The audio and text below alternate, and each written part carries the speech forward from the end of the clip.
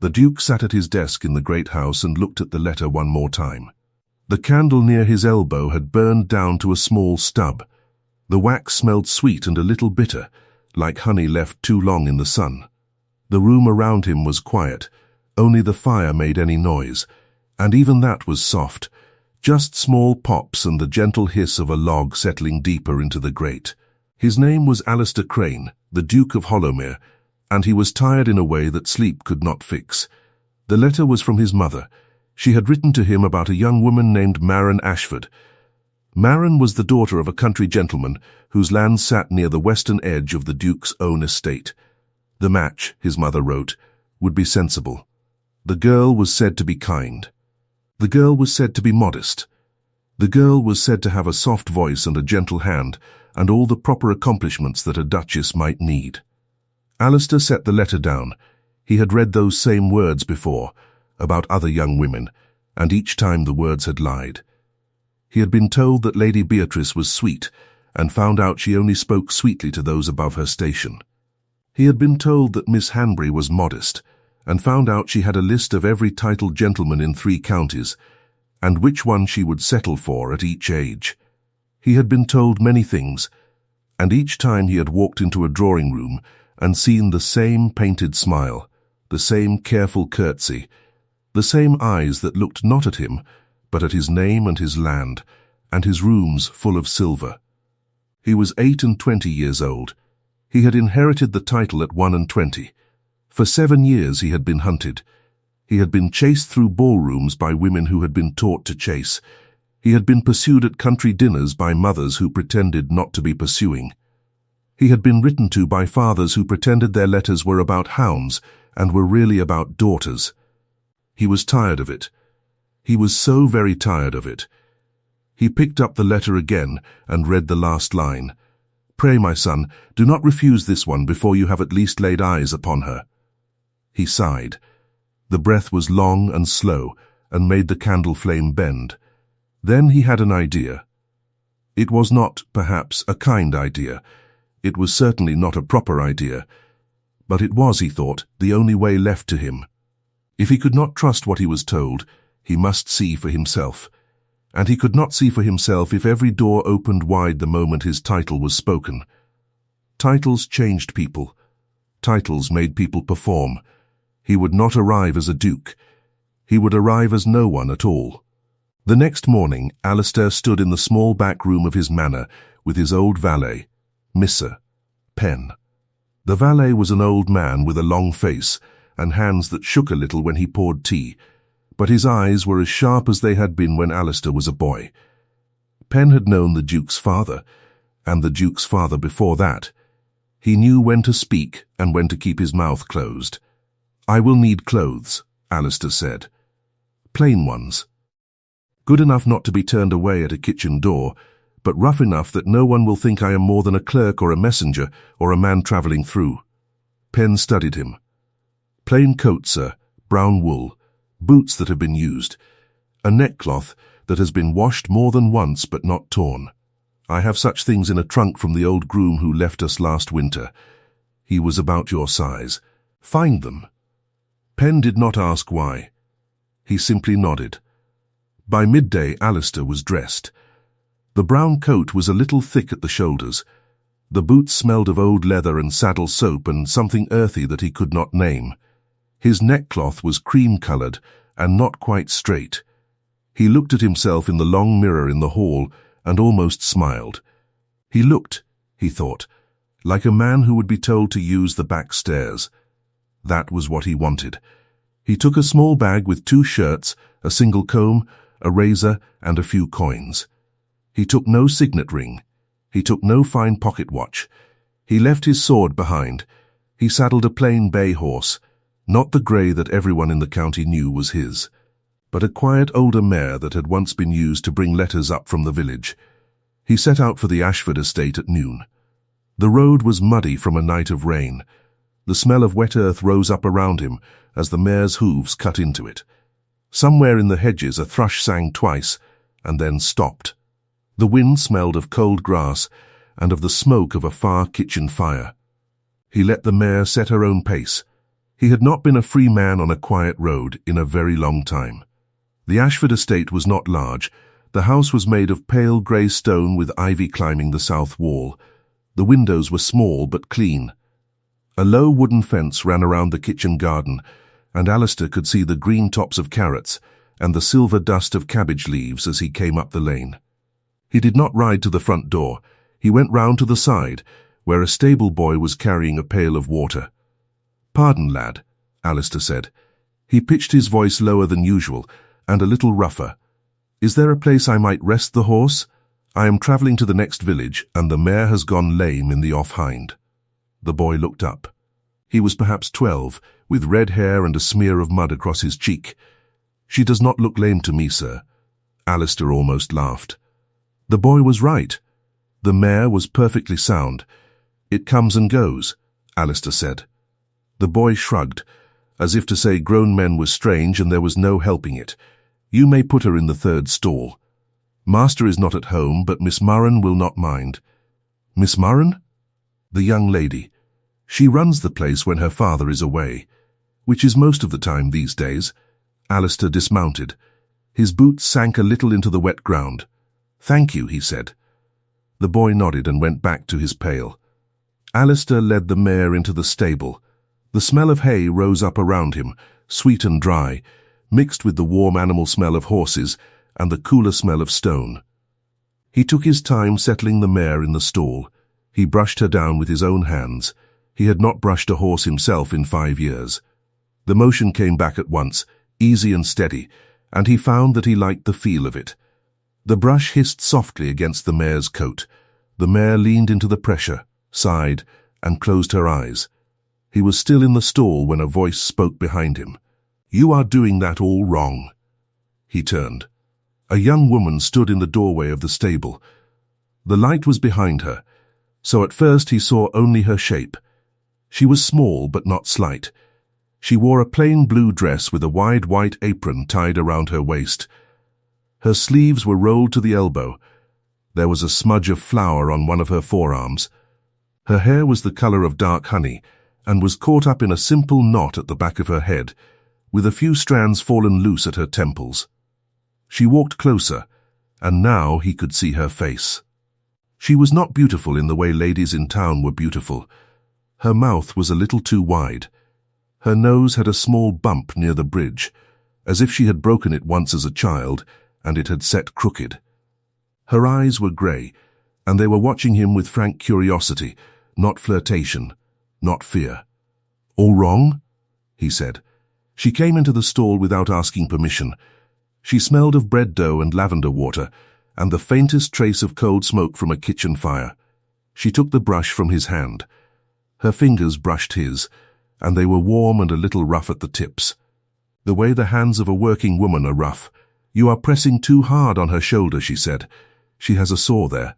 See? You can feel it under the coat. There is a little knot in the muscle." She moved his hand to the place.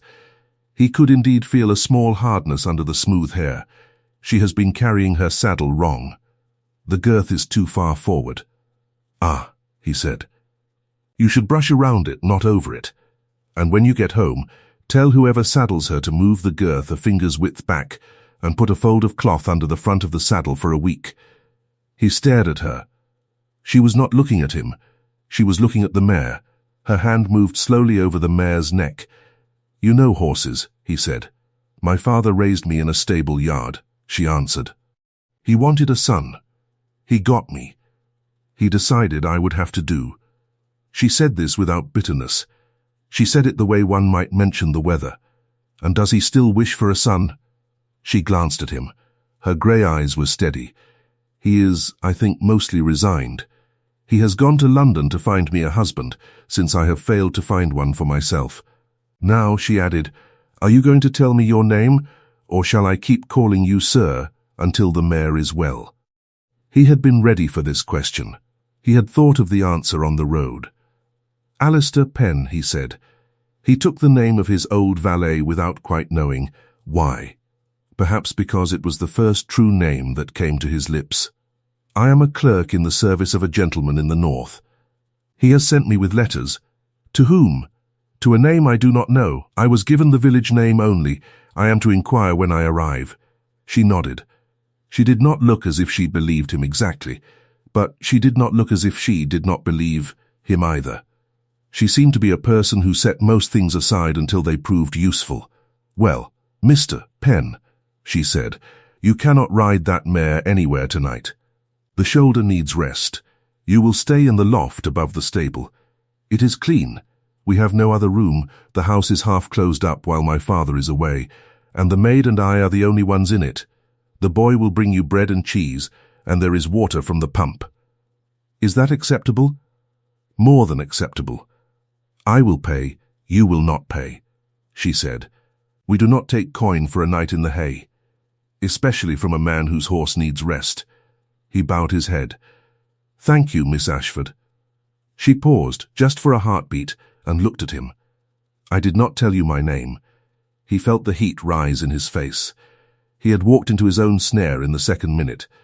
"The stable boy mentioned a Miss Marin," he said. "I supposed." She turned back to the mare. "You suppose well, Mr. Penn. She went out of the stall, and the smell of her, bread and lavender and a touch of wood smoke, went with her." Alistair stood for a long moment after she had gone, his hand still resting on the mare's warm side. He had come here to see if a young woman was a fraud. He had not expected the young woman to take a brush out of his hand and tell him he was holding it wrong. He climbed up to the loft as the sky began to turn gold. The hay smelled sweet and dry. The boy brought him bread and cheese and a tin cup of weak beer. He ate slowly, sitting on a folded blanket, while through the open door he watched the last of the light fade from the yard. Then he heard her voice again. Below, she was speaking to someone, not him, not the boy. A man's voice answered, low and rough. "3 days, miss," the man said.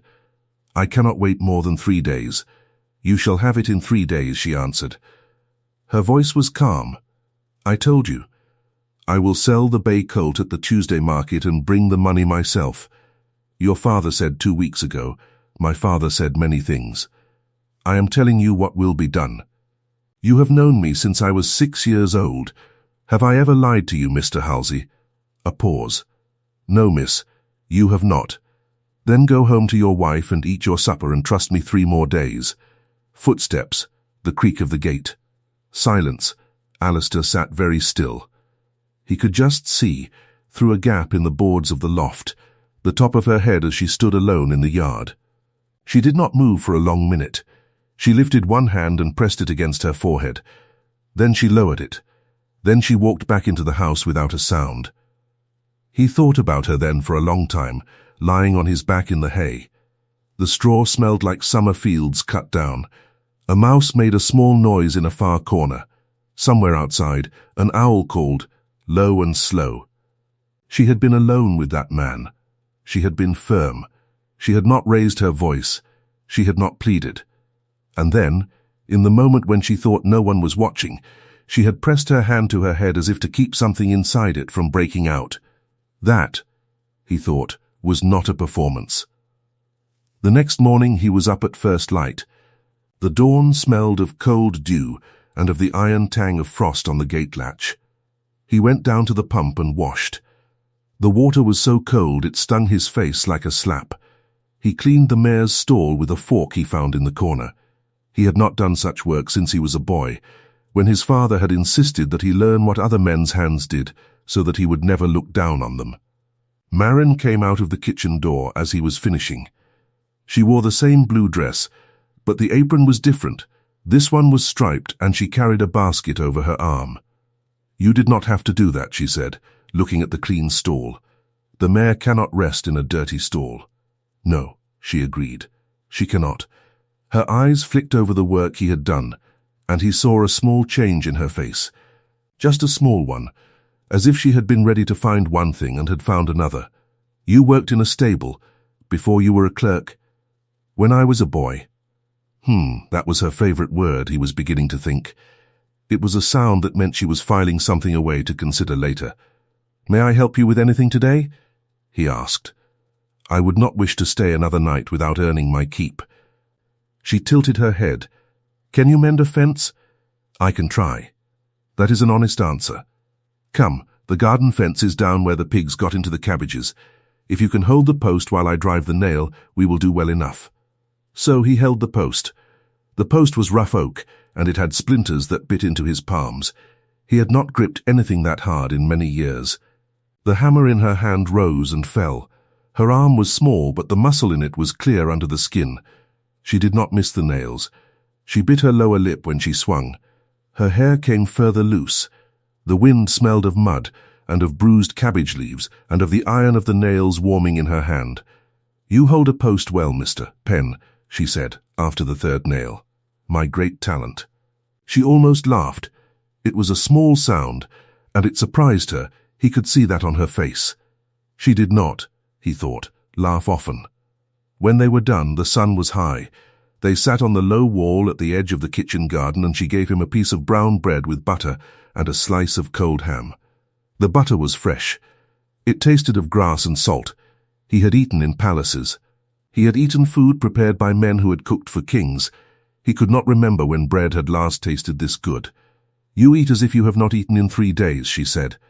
"I have not eaten anything I made myself in 3 days. "There is a difference." She nodded. She seemed to think this was a reasonable thing to say. She did not press him on what he meant. He found himself wanting to ask her things. "Why does your father not see what you are? Why does he leave you here alone to deal with men like Halsey at the gate? Why are you not bitter?" But he could not ask any of these things without giving himself away. So he asked something safer.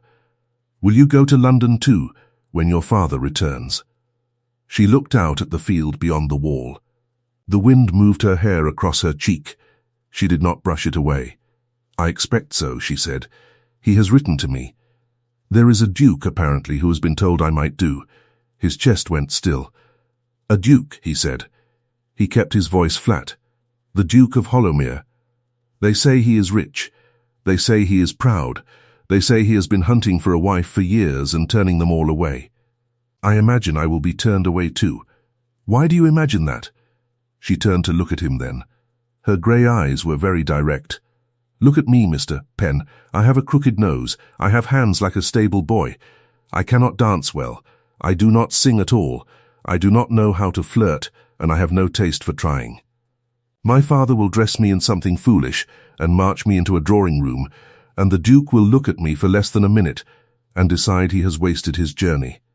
I do not blame him in advance.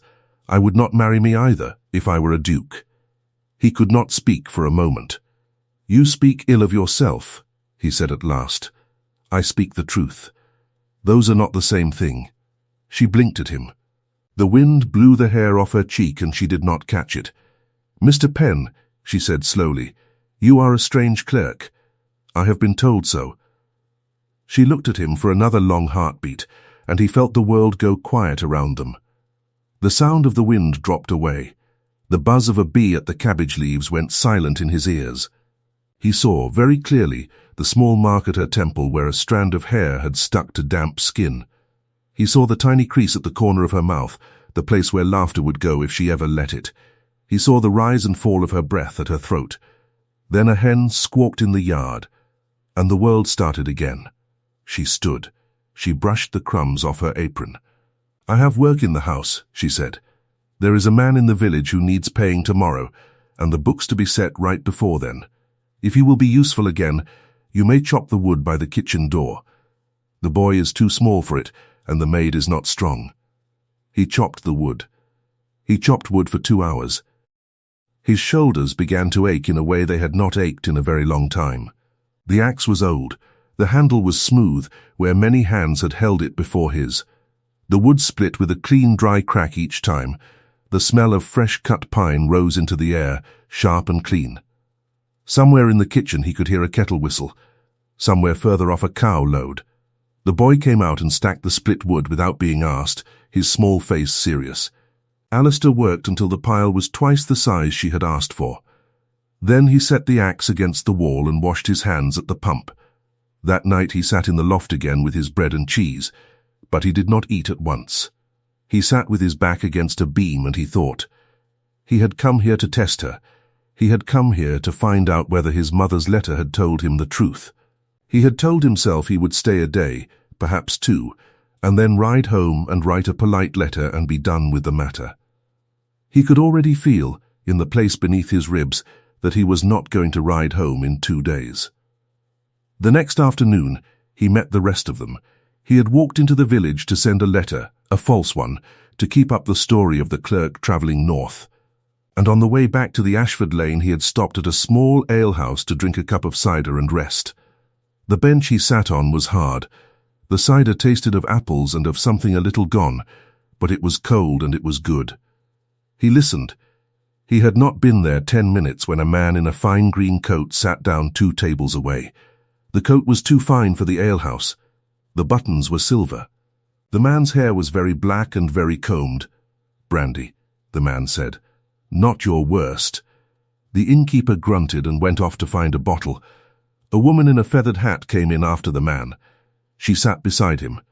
She was perhaps 30, with red lips and a long, thin neck. She held a fan even indoors. "It is a sad place, Sherwin," she said. "But we cannot be seen at the great houses while we wait." "You said 3 days." 3 days, the man agreed. He took the brandy from the innkeeper without thanks. 3 days and the old fool will be back from London with his daughter, and I will have my talk with him. He will agree. He has no choice. "And the girl?" Sherwin laughed. It was not a kind laugh. "The girl will agree to whatever her father agrees to. She has been alone in that house too long. She will be glad of a husband. Any husband. Even me." The woman in the feathered hat smiled. "And then the land?" "And then the land," Sherwin said. "There is a strip along the western edge that runs into Hollowmere ground. The Duke will pay any price for it. Any price." "You are certain?" "I have a cousin in his household. The Duke has spoken of that strip for 3 years. He cannot get at the river without it. The old man Ashford has never sold. But the old man Ashford is in debt now, and the daughter knows it, even if he does not yet. The match will be made because there is no choice. The land will be mine. The land will be sold. We will be rich, my dear. We will be richer than you have dreamed of." Alistair sat very still. The cider was sour in his mouth now. He did not turn his head. He did not look at them. He let his eyes rest on the dark planks of the table in front of him. He was learning more in 3 days as a clerk than he had learned in 7 years as a duke. So Maren did not know the depth of her father's debt. So this Sherwin, whoever he was, planned to buy her with a wedding ring and sell the land underneath her feet. So Alistair himself, the duke that no one in the room knew was 3 feet away, was apparently the unwitting reason for the whole scheme. He stood. He paid for the cider with a small coin. He walked out of the alehouse without looking at the man in the green coat once. He did not return to the Ashford house at once. He walked the long way, along the lane where the hedges were thick with the last white blooms of summer. The smell of the bloom was heavy, almost too sweet. The dust on the road was warm under his boots. A dog barked twice at a far farm and then stopped. He thought of her at the wall, biting her lip as she swung the hammer. He thought of her saying, "I would not marry me either, if I were a duke." He thought of the man in the green coat, saying she will be glad of any husband. He found, by the time he reached the gate of the Ashford yard, that he was angry. Not coldly angry, the way he had been angry with the painted daughters of London. Hotly angry. Personally angry. As if the man in the green coat had threatened something that belonged to him. That, he thought, was a problem. He had no claim on this girl. He had only known her 3 days. He had lied to her about his name. And yet, that night he did not go up to the loft. He stood in the yard and waited. She came out at last, with a lantern in her hand. The light made a small gold circle around her. She wore a shawl over the blue dress. Her hair was down. He had not seen it down before. It fell in a heavy honey wave to the middle of her back. She stopped when she saw him. "Mr. Penn, you should be asleep. I would speak with you a moment, if you will." She studied his face in the lantern light. Whatever she saw there made her set the lantern down on the low wall and fold her arms. "Speak, then." He drew a breath. The night smelled of cold dew and of the small bitter smoke from the kitchen fire, banked for the night. An owl called, far off. "There is a man in the village," he said. "His name is Sherwin. He wears a green coat. Do you know him?" Her mouth tightened. "I know him. He is a distant cousin of my father's. He has visited twice this summer. I do not care for him. He is here, in the village. He has been waiting for your father to return." She stood very still. "How do you know this?" "I overheard him today, by accident, at the alehouse. I should not tell you what I heard. It is not my place. But I have decided that I will, because if I do not, you will walk into a trap with your eyes shut." Her grey eyes did not move from his face. "Tell me," she said. So he told her. He told her about the green coat and the woman with the fan. He told her about the talk of debt. He told her about the strip of land along the western edge that ran into Hollowmere ground. He told her, carefully, watching her face, about Sherwin's certainty that she would say yes to any husband, because she had been alone too long. He did not tell her that he himself was the Duke whose money was meant to crown the scheme. Not yet. He could not yet. The words sat in his mouth and he held them there. She listened without moving. Her arms stayed folded. Her face was very still. When he was done, she did not speak for a long minute. The owl called again. A small wind moved through the hedge and stirred the loose hair around her face. "Mr. Penn," she said at last, and her voice was low and even. "Why have you told me this?"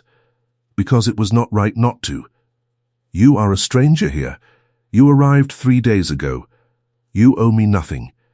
You could have ridden on tomorrow and never thought of me again." "Yes, then why?" He could not say. Or rather, he could say, but he could not say it as Mr. Penn the clerk, so he said only, "Because you held the lantern up for me when I asked for shelter, and because the boy in your stable likes you, and because Mr. Halsey at the gate trusts you when you say 3 days. A person who has earned those things ought to be warned when someone has plans for her."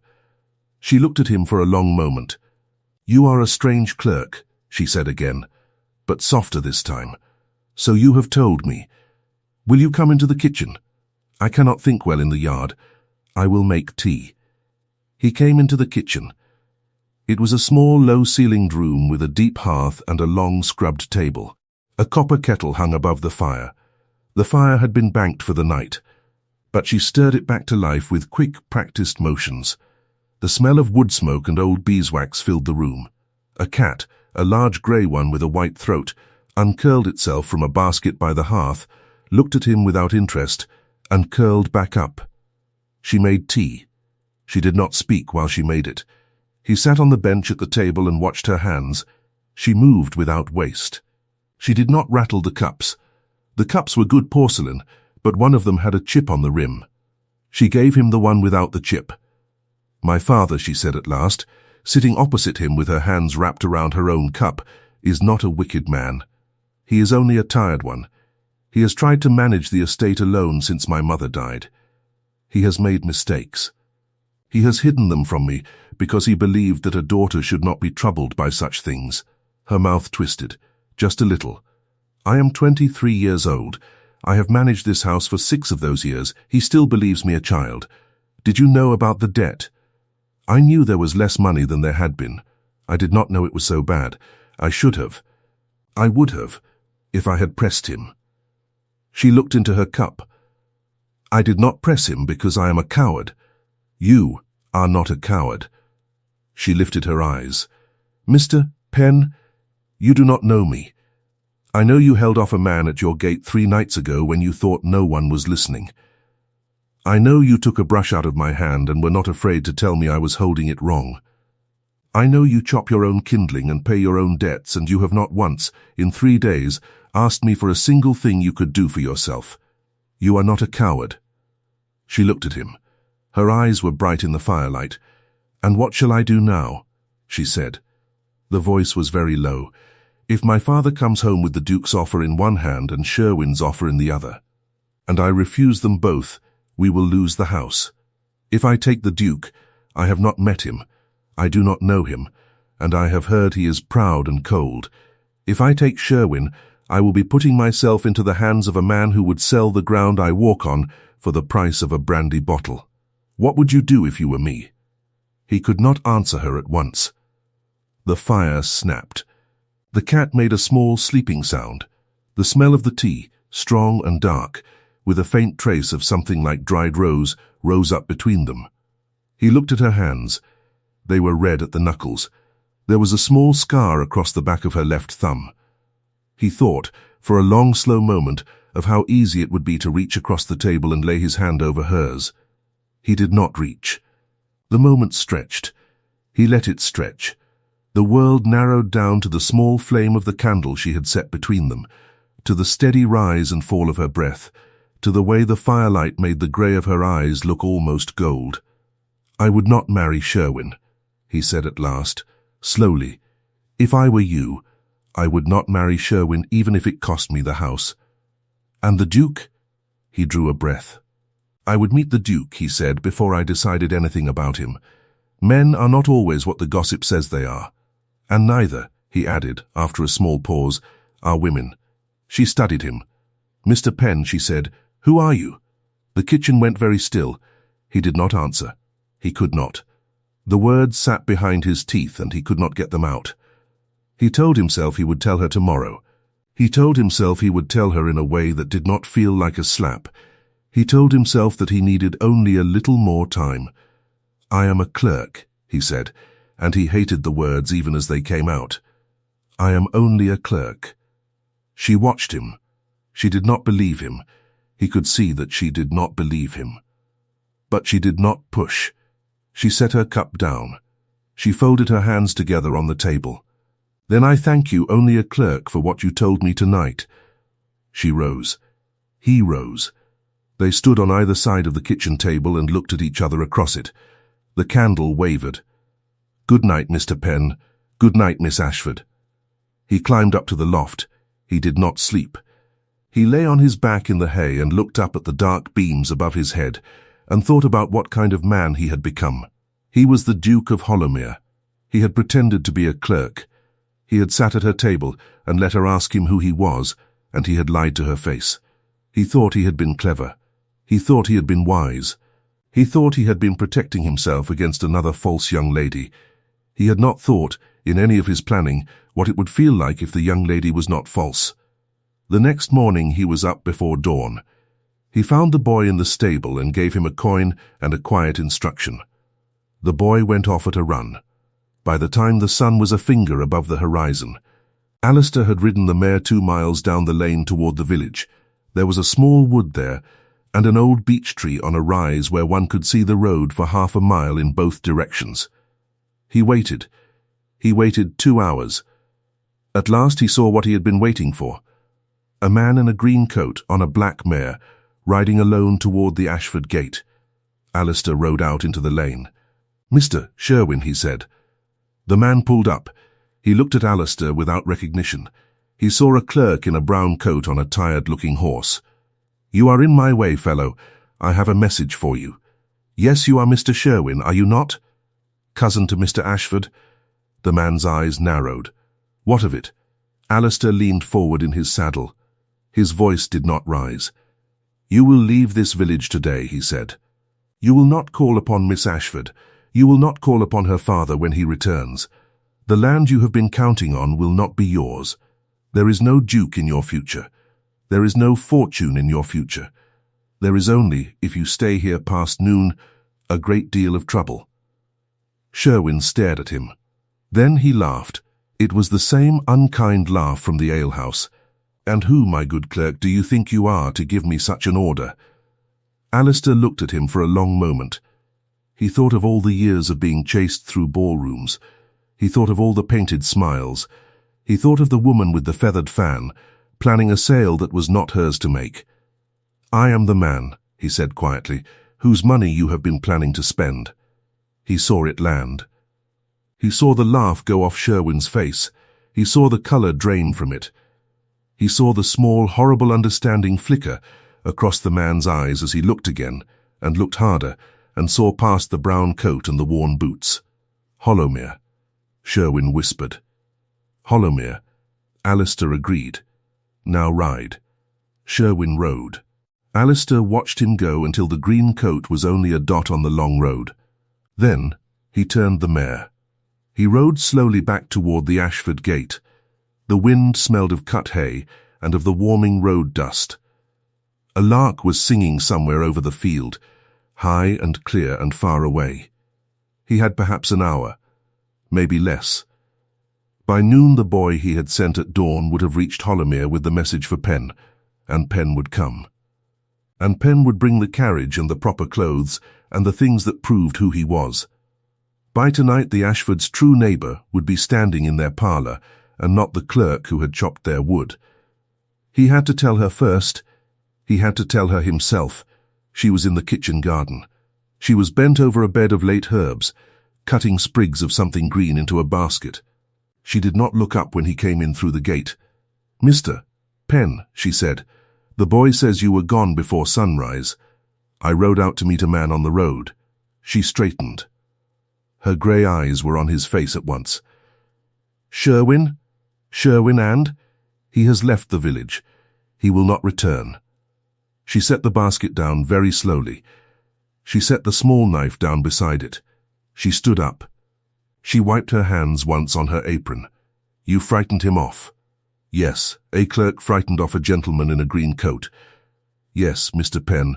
Her voice was quiet, but it had a hard edge that he had not heard in it before. "I asked you last night who you were. You told me you were a clerk. Will you tell me now?" He did not look away from her face. "I told him my name," he said. "I would like to tell you mine first, before he has the chance to spread it. Will you walk with me a little?" "Just past the gate." I would not say it in the yard. She looked at him for a long beat. Then she nodded once.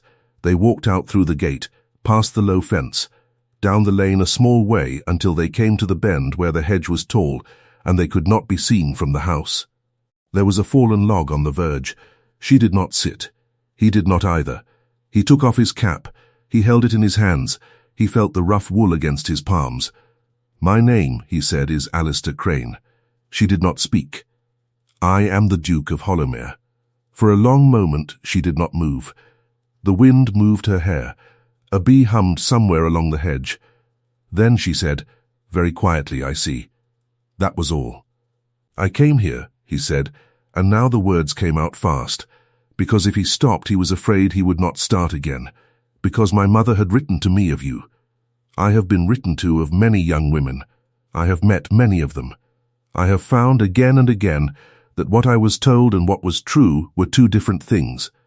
I had decided I could not trust what I was told. I had decided I had to see for myself, without my name, without my title. So I came to your house in this coat, and I asked the boy where to put my horse, and I told you I was a clerk named Pen. I lied to you. I knew I was lying to you. I told myself it was reasonable. It was not reasonable. It was a coward's path. I am sorry." She was looking past him, at something in the hedge. Her face was very still. "Miss Ashford, be quiet a moment, please," she said. Her voice was perfectly polite. It cut him deeper than shouting would have. He was quiet. She stood there for what felt like a very long time. He watched her hands. They were closed into small fists at her sides. Then they opened. Then they closed again. "So I sat at my kitchen table last night," she said at last, "and I told you about my father's debt. And I asked you what I should do. And I asked you whether I should marry the Duke of Hollowmere. And the Duke of Hollowmere was sitting opposite me. And he did not say so. Yes, I told a strange man in my kitchen that I had a crooked nose and could not dance well, and the Duke would turn me away in less than a minute. And the strange man was the Duke. Yes, I asked you who you were, and you said you were only a clerk." "Yes," she looked at him then. Her grey eyes were not gold in the morning light. They were the colour of cold rain on stone. "You let me make a fool of myself in front of you for 3 days. You were never a fool. Not once, not in any moment of the 3 days. You should not be the judge of that, Your Grace." The title came out of her mouth like a small, clean knife. She did not say it cruelly. She said it precisely. He felt it. "You are right," he said. "I should not." Go away from me, please, Marin, Miss Ashford. He bowed his head. Miss Ashford, I will go. But I would say one more thing first, if you will let me say it. Just one. She did not say yes. She did not say no. She turned her face a little away from him. He took it as permission, because he could not bear not to take it as permission. You asked me last night what you should do. I told you I would meet the Duke before I decided anything about him. He drew a breath. I told you the gossip is not always true. I said it as a clerk. I meant it as a man. I do not ask you to marry me. I do not ask you to forgive me. I ask only that when your father returns and the offer is made, and it will be made, you do not refuse it before you have met me again. Meet me. Not the Duke who I pretended not to be. Not the clerk who I pretended to be. Meet me as I am. After that, refuse me if you wish. I will not contest it. I will tell my mother the match cannot be made. I will write a letter to your father that frees you from any obligation. You may have the land along the western edge as a gift, with no condition, and your father's debt will be paid out of my own purse. There will be no marriage required. None. I would not buy you. I would not have you bought. She turned then. Her face was wet. He had not seen her cry the night before. He had not seen her cry when Halsey was at the gate. He had not thought she would cry now. The tears were silent. She did not wipe them. You would do that? It is already done. I have already decided it. Whether or not you ever speak to me again, it is done. The debt will be cleared this week. The land is yours. That is not the price of meeting me. That is what I owe you for the lie. She closed her eyes. The breath she drew in was uneven. Go now, please, just for today. I cannot speak to you any more today. He bowed. He turned. He walked. He did not look back, though every step he took along the lane felt as if it were pulling something out of his chest. He stayed at an inn in the next village that night and the night after. He did not write to her. He did not send the boy with a message. He had told her he would give her time. He gave her time. On the third day, Pen came in the great carriage with the proper clothes and the signet ring and a small case of papers. Alistair signed the papers that cleared the Ashford debt. He signed the papers that transferred the western strip of land. He sent the papers by Pen's hand to Mr. Ashford, who had returned from London the day before, with a short note in his own hand. Sir, these matters are settled, and require nothing of you or your daughter. I will call upon your house in 3 days. If your daughter does not wish to receive me, I will go away again without offence taken. Yours, Holomer. He waited. On the third day he rode to the Ashford house in his own coat, the dark blue one with the silver buttons, on the grey horse that everyone in the county knew was his. The boy in the yard looked at the horse and then at him, and went very white. Your Grace, the boy whispered. It is the same man, lad. Do not worry. Mr. Ashford met him at the door. He was a thin man with kind, tired eyes. He had not slept much, Alistair thought. He bowed lower than he needed to. Your Grace, I cannot. The papers, sir. My daughter. Is she at home, sir? She is in the garden. She said she would receive you if you came. Beyond that, sir, I do not know what is to be said. Then let me speak with her, and we shall find out. He walked round the side of the house, past the kitchen garden where he had held the post, past the low wall where they had eaten bread together. He did not see her at first. Then he did. She was in the orchard, under an old apple tree. The tree was heavy with hard green fruit. The leaves rustled above her. The grass at her feet was long. She had on a different dress today, still plain, but a soft grey, the colour of her eyes in the morning. Her hair was up. There was no flower on her arms. She turned when she heard him. For a long moment, neither of them spoke. He took off his hat. He did not bow. He did not wish to bow at this moment. He wished to stand on the same ground as her. Miss Ashford. Your Grace. He flinched. He hoped she did not see it. She did. She saw everything. My father showed me the papers, she said. And your letter. Yes, you did all of it. You did not wait for me to say yes. You did not make it a price. No, why? He thought before he answered. The orchard smelled of grass and of warm apple wood. A pair of finches argued in the tree above her. The shadows moved across her face. Because if I had made it a price, he said, you would not have been free. And the whole reason I came here in that brown coat was to find a woman who would meet me free. I would not waste that by making you my prisoner at the end of it. She looked down at her hands. Then up. You asked me to meet you as you are. Yes, I do not know who you are. I knew Mr. Penn for 3 days. I do not know the Duke at all. They are the same man, Miss Ashford. The same hands. The same eyes. The same opinions about cabbage pigs. The Duke does, I am afraid, hold a stable brush wrong. The Duke does eat bread as if he has not eaten in 3 days. The Duke did mean every kind word he said to you in the kitchen, and meant every word he did not say more than he meant the words he did. The coat changes. The man does not. She was quiet for a long while. The finches argued. The wind moved. You said, she said slowly, in the lane, that you would not have me bought. I would not. Then I will ask you something. As one person to another. As Marin Ashford to Alistair Crane. Not as a girl to a duke. Ask, what did you see in the 3 days you were Mr. Penn? That made you want to come back? He did not answer at once. He looked at her face. He thought of all the small things, and he understood that this was the moment, and that the answer mattered more than any answer he had ever given in his life. You told a man at your gate, he said quietly, that you would have his £3 in 3 days, and you stood there alone in the yard after he left. And you pressed your hand to your head when you thought no one was looking. You did not pretend you were not afraid. You only pretended for the man at the gate, because his fear would have been worse than yours. I saw that. That is what I saw. She did not move. You took a brush out of my hand, he said, because the mare's shoulder mattered to you more than my pride did. That is the second thing I saw. You told me I was wrong to call myself ugly. You did not flatter me. You said it as a matter of fact, as if you were correcting a sum. That was the moment I knew you were not a clerk.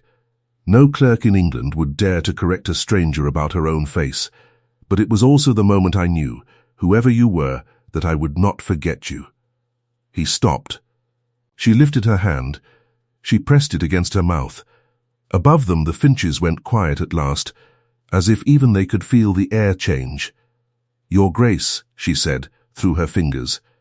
Alistair, if you can bear it. Just for now, she lowered her hand. She drew a breath that shook a little and then steadied. Alistair, she said. The orchard went very still around them. He could hear the small dry rattle of a leaf falling somewhere in the row. He could smell the grass under his boots and the faint sweet smell of the apples above. He could see, very clearly, every fleck of green in her grey eyes. He could see the small bump on her nose that she had told him made her ugly, and he could not, looking at her now, understand what she had meant. He did not reach for her. He had promised himself he would not. He had promised her, in his own heart, that she would not be bought. But he held out his hand. Palm up. Open, he held it across the small space between them and waited. She looked at his hand for a long moment. Then she put hers into it. Her fingers were warm. The small scar across the back of her thumb pressed into his palm. He did not close his hand on hers. He let her rest. She rested. I am not promising anything yet, she said. You understand that. I understand. You will have to come back. As Alistair. Many times. You will have to eat at our table with my father, knowing who you are, and you will have to chop wood by the kitchen door, knowing that I know who you are. You will have to be the same man in both coats, exactly the same man every single day. I will. I will tell you when, and only when I have decided. It may take a long time. It may take as long as you wish. She looked down at their hands. She looked up. Then come back, she said. Tomorrow, if you can. I have a fence post that has gone loose again, and the boy is still too small for it. A clerk in a brown coat held it for me well enough. Perhaps a duke in a blue one will manage too. He smiled. He could not help it. The smile was small and slow, and it felt, on his face, like something he had not done in years. "I will hold any post you ask, Miss Ashford." Marin. He came back the next day. He held the post. He chopped more wood. He sat at the kitchen table and ate brown bread and butter, while her father, pale and uncertain, watched him from the other end of the bench, and slowly began to believe that he was real. He came back the day after that, and the day after that. The weeks turned. The apples on the tree went from hard green to soft red. The hedges thinned. A first frost lay one morning on the kitchen garden, and the cabbages were brought in. Mr. Halsey came to the gate one more time, very nervous, and was told by Miss Marin herself that the matter was settled, and that he should give her mother his very best regards. Mr. Halsey went away weeping a little, with a small bag of coins in his pocket that he had not asked for. The boy in the stable taught the Duke of Hollowmere how to brush a horse properly. The Duke of Hollowmere accepted the lessons with grace. The boy told everyone in the village ever after that he had once corrected a duke. No one quite believed him. He did not mind. In the second month, Marin found out, by way of the maid, who had it from the boy, who had it from Mr. Halsey's wife, that the Duke had quietly paid a year's rent for the cottage of an old woman in the village whose roof had blown off in a storm. He had done it through Pen, in another name, so that the old woman would not feel a duke's pity. The old woman thought it was the parish. Marin learned the truth by accident. She did not mention it to him. He never mentioned it either. But the next time she handed him a cup of tea, her hand stayed against his for a heartbeat longer than it needed to, and he understood that she knew, and that she understood that he had not done it for her to know. In the third month, on a cold, clear morning when the breath came out of their mouths in small white clouds, he asked her, in the orchard under the bare apple tree, if she would marry him. She did not answer at once. She looked at him for a long, slow moment. The world stretched, the way it had stretched in the kitchen on the night he had not told her his name. He saw the small mark at her temple. He saw the rise of her breath. He saw the small movement at the corner of her mouth that meant a laugh was waiting somewhere behind it. "Yes, Alistair," she said. "I will." He did not kiss her. Not then. He took her hand, and he turned it over in his own, and he pressed his thumb very gently against the small scar across the back of hers. "Thank you," he said. A year later, the orchard was heavy with fruit again. The hedges were thick with white bloom. The kitchen of the manor at Hollowmere smelled of bread and lavender water and the faint smoke of a banked fire. A grey cat with a white throat had been brought over from the Ashford farmhouse and now slept by the new hearth. A bay mare, sound at last in both shoulders, grazed in the home paddock. In the small back room where the Duke had once kept the brown coat folded in a cedar trunk. The coat was still there. He had not thrown it away. He never would. In the long drawing room, his mother sat with a cup of tea and watched her daughter-in-law walk along the line of windows with a basket of cut herbs over her arm. The young Duchess had on a plain grey dress and a wide white apron. There was a smudge of flour on one of her forearms. Her hair was the colour of dark honey, and a few strands had fallen loose at her temples. "My dear," the Duke's mother said softly, "more to herself than to anyone else, you do not look like a duchess at all." Marin turned. She smiled. It was a small smile, and slow, but it reached her eyes. "No, my lady," she said. "I look like myself." He preferred it that way. In the corner of the room, the Duke set down the book he had been pretending to read. He did not say anything. He did not have to. He only looked at her, across the long warm room, in the way of a man who has finally seen, in plain daylight, the one true thing that all his years of titles and ballrooms and painted smiles had never quite managed to show him. She looked back. The room was quiet around them. The fire made its small, soft sound. Outside, a thrush sang twice, and then stopped. Thank you for staying with this story until the very end. If this moved you, please like, share, and subscribe. Your support keeps these stories alive.